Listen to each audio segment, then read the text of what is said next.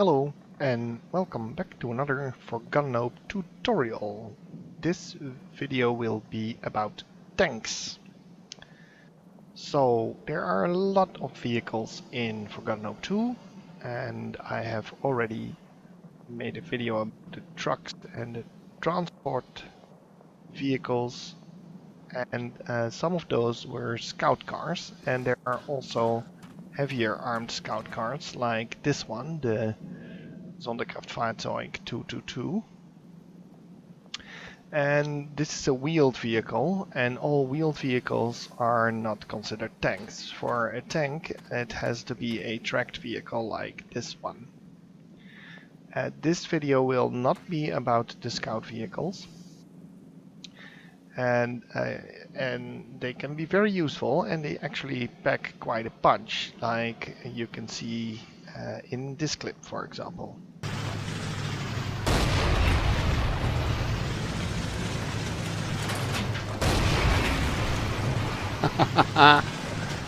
There are different types of tanks in Forgotten Hope 2, and they are almost always placed on maps where they are being used in the real battles that the maps are portraying. There are light tanks, medium tanks and heavy tanks, and the later in the war you get, the more common the medium and the heavy tanks will become. So in early war maps you mostly have to deal with light tanks, like these Italian ones over here, the Carro Armados. They are really lightly armored. The advantage of these is that they are very fast, and the disadvantage is that they are killed easily, and they also don't have that very strong weaponry. This lack of punch is not really a problem most of the time, because most tanks of the opponent are also light or light medium tanks, so they are also not very heavily armored and also don't really pack a punch with their weaponry. A bit later in the early war, the light tanks become medium tanks like the Crusader, and also don't get mistaken by the name of the tank, because these are Shermans, and in late war maps the Shermans are mediums, but actually in the desert maps they act like heavies. They can pretty easily take out most Axis tanks. It's a good thing to notice that this type of tank only has two types of ammunition, as you can see here. It has AP, which is armor penetrating, and a smoke launcher. So Allied tanks in early war most of the time don't have high explosive ammo. Axis tanks actually do have various types of ammo, even in early war. I'll give you an example. This is the Panzer III, a very common early war tank in the desert maps, and you can see that it has armor piercing ammo, high explosives, and a special kind of ammo, the Panzergranate, which has extra penetration, so you can use it against the heavier vehicles if you encounter those. Not all tanks have these types of ammunition, like this Panzer IV F2 doesn't have it. It only has AP, high explosive and smoke.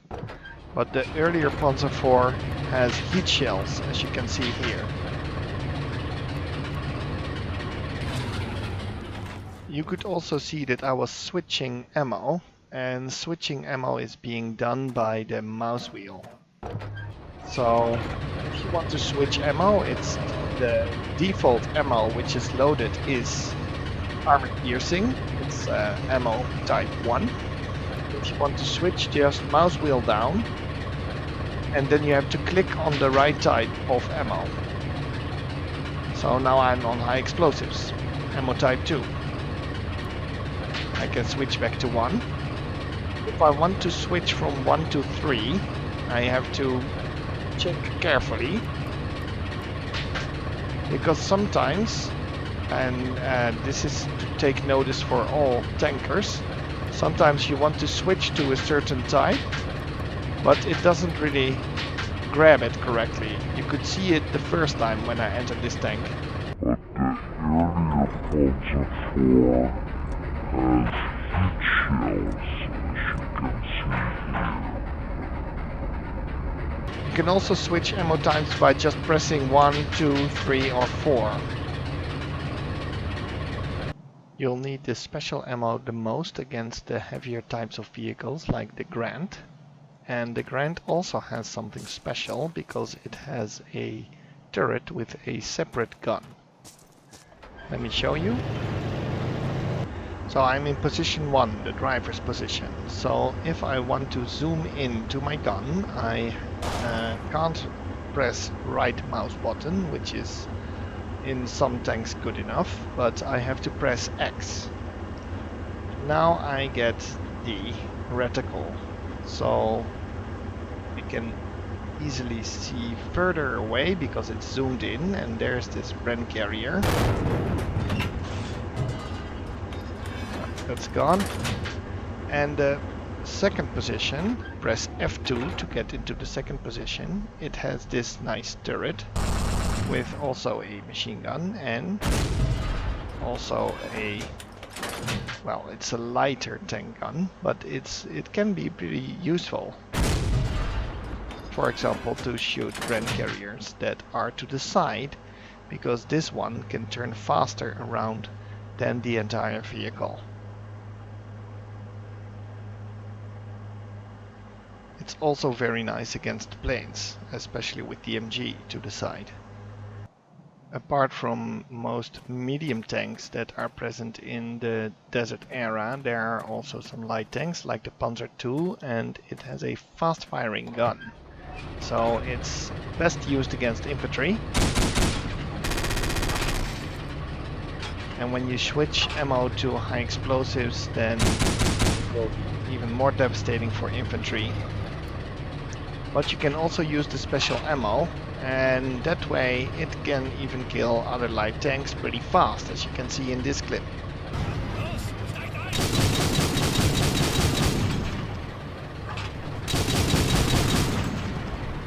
So switching ammo is important. It depends on your target if you want to use AP ammo or high explosive ammo.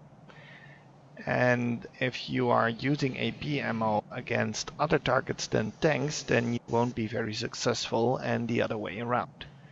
Half-tracks and soft-skinned vehicles are a bit of a mystery in this regard, because high explosive shells can destroy it by exploding nearby the trucks or the APCs, but an AP shell to the engine compartment also kills it in one shot.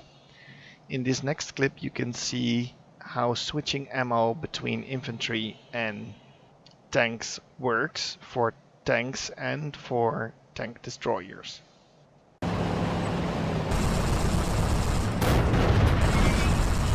Oh, thief. Oh, I got the shot. Yeah, but they already have a tank. They have a tank right behind the water tower. Yeah, there. Yes. But not before I Kill this IS-2! Woohoo!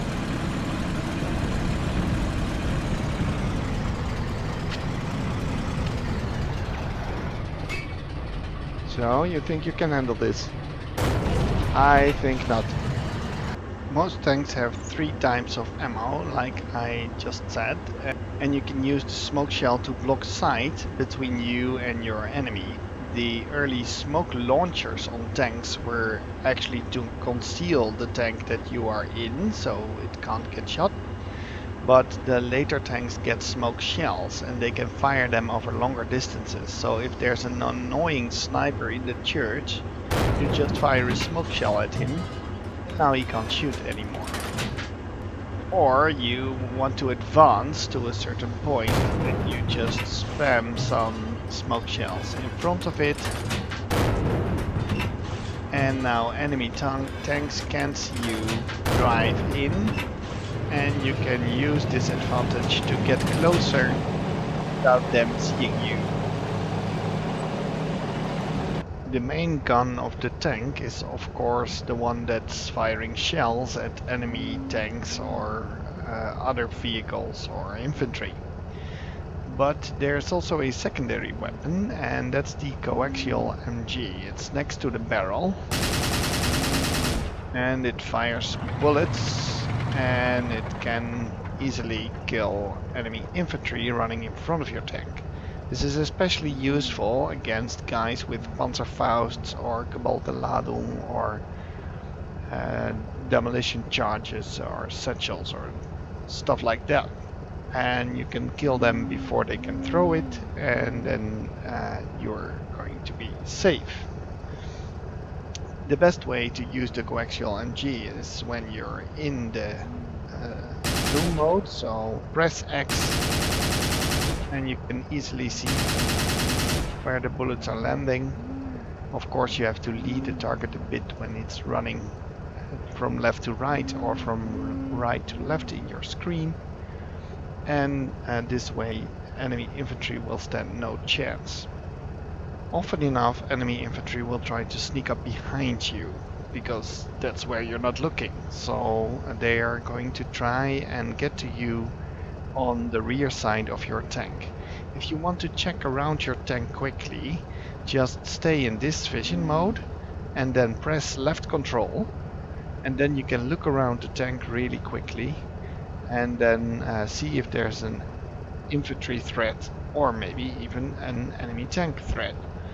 If you are watching like this and you want to go back to the front in a super fast way, just release the button and it will go back to the default vision. This way is the best way that you can look around, because you have the widest vision, and when you're zoomed in your vision will be limited like this. And there's a clear example of that in this little clip. Okay.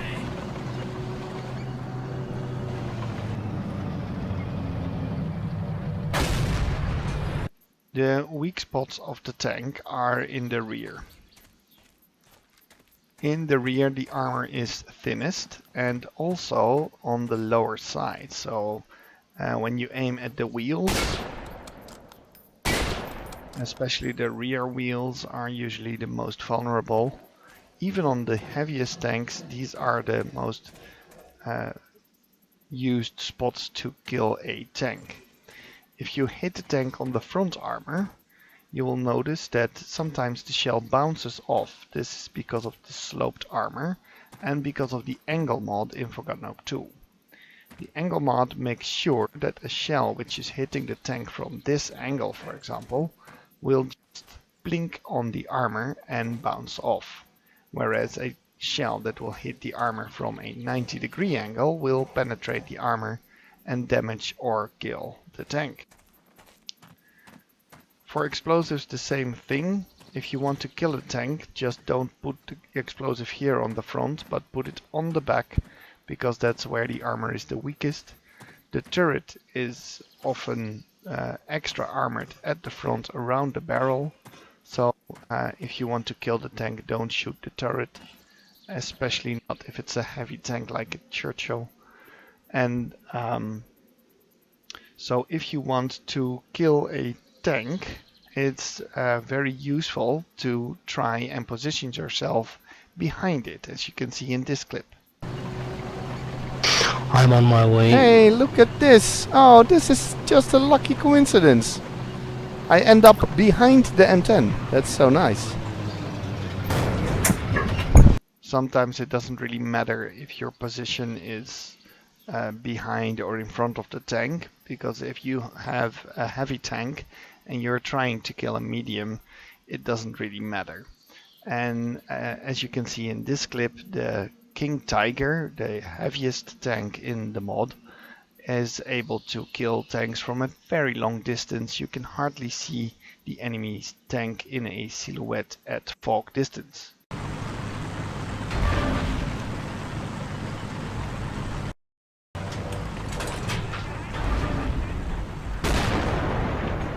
To prevent enemy tanks from killing you, you could just put your tank in a position in which it can't be shot in the weak spots. Like, for example, if I'm an enemy tank and I'm over here, I'll have trouble killing this T-34 because only the turret is sticking out above the wall.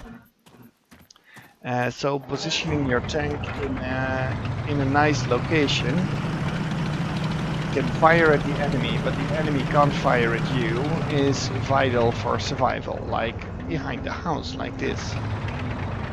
I can fire into the direction where the enemy tanks are coming from A3 and C2, and they can only try and hit me when I'm not behind the house. And there are various ways in which you can use terrain or statics to hide your tank. And sometimes just a small elevation in the terrain is enough, as you can see in this clip.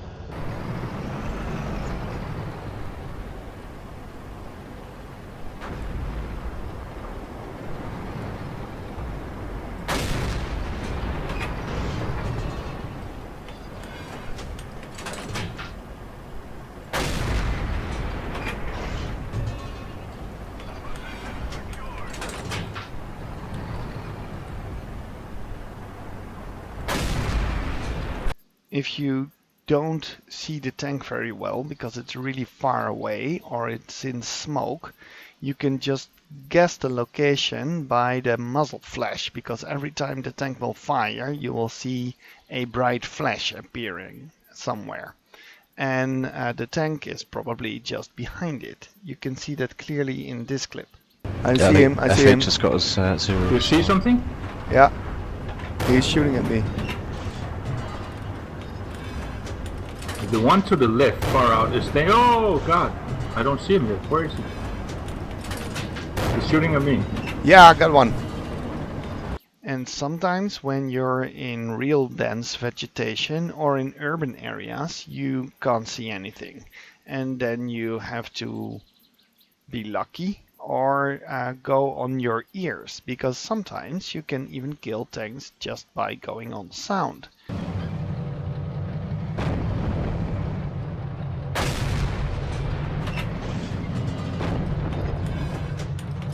I don't see him. Right by the... Ah, I got him. Sometimes medium tanks can have skirts. You can see the difference here clearly between the Panzer IV without skirts and the one with skirts. And the one with skirts is harder to kill for anti-tank infantry. So if you have the choice, always choose the one with skirts. It doesn't have any disadvantages for you, but it does for the enemy. Apart from the light, medium and heavy tanks, there are also the tank destroyers. And tank destroyers have some differences to regular tanks. The regular tank always has the possibility to take out infantry pretty easily. For example, the Shermans all have coaxial MGs, but the tank destroyers don't have it. The M10 in this case, it has a 50 cal on top, but it has a harder time to take out infantry. Its role is to hunt tanks, so therefore it should operate from large distances and try not to engage infantry in urban areas. One of the better tank hunters is the Jagdpanther, and it's a variation without a turret from the Panther. The Panther is by some considered medium and by others considered a heavy tank. So in order to shoot enemy tanks, just stay at a distance. The shell velocity of the tank hunter is faster than the shell velocity of the tanks. So if you're the first to shoot, you're almost always at an advantage. The differences in shell velocity are clearly visible in this clip.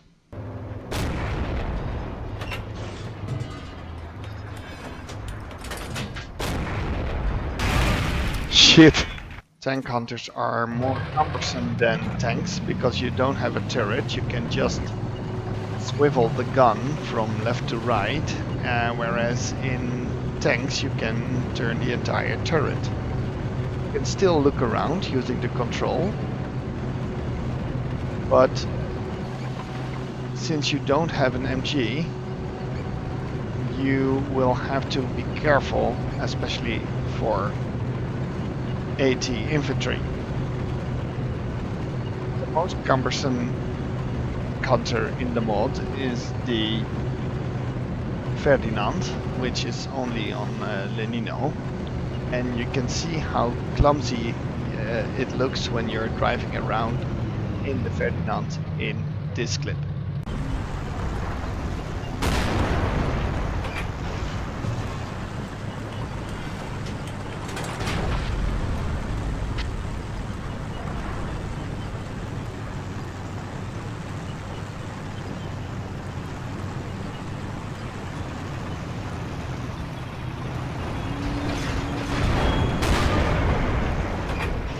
Some tank hunters pack such a huge punch that it doesn't really matter where you hit the enemy tank, it will just blow up in one go, as you can clearly see in this clip.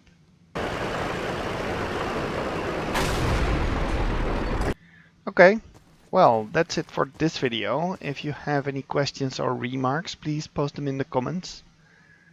I hope you enjoyed it. Thanks for watching and have a nice day.